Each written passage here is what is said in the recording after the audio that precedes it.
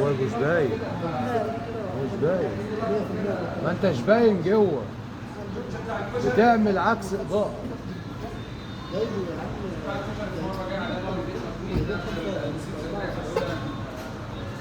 طبعا احنا جايين انا ارتحت كوبايه شاي، طبعا شربت الجميع شارع الهرم كوبايه شاي. عارفين ايه اللي ريحني؟ وحشرب وشربت وحشرب كوبايه شاي ايه؟ كافيه وادي ريان. وادي ريان بيقول لك كافيه وادي ريان يبقى احسن كافيه في مصر.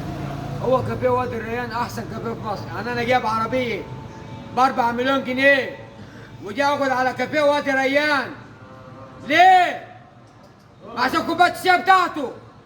يعني انا جاي اشرب كوبايه شاي توزن دماغي، اشربها فين؟ جاي من شارع الهرم من فيصل، مش لا اشرب، مش عارف اشرب كوبايه شاي، هشربها فين؟ وادي ريان واحد بس. سقلت يا عمر، سقلت ايه؟ والله جاي من وادي ريان بعشقه ايه؟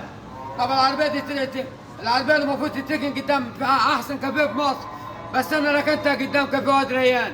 احلى كوبايه شاي في كافيه وادي ريان واحد بس. عايز تشرب شاي؟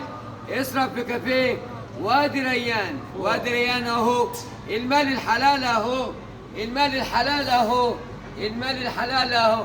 اصحى اسطوره زي الواد اللي يقول لك يقول لك العبش. عبش ايه؟ لا، ادي المال الحلال اهو، المال الحلال اهو. وادي ريان، كافيه وادي ريان واحد بس. لما نقول خليك مركز على الفيديو على العربيه بس، ركز على العربيه، ركز على العربيه بس، خليك مركز على العربيه.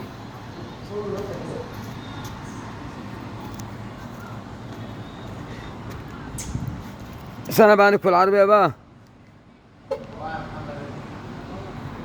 أحلى كافيه وادي ريان. الريان سقولته عمر، سقولته طبعا الناس المحترمة الشارع. اصحى على الأسطورة واكتب على السبورة، واللي مالوش خير في الأسطورة مالوش خير في مصر. تحيا مصر، تحيا مصر. اصحى على الأسطورة وثقة بالله نجاح. ما هو بقول لك الأسطورة واحد بس، هم اتنين في مصر، الفنان محمد رمضان والأسطورة خالد المنشاوي. شكرا، سلام عليكم. اصحى على الأسطورة.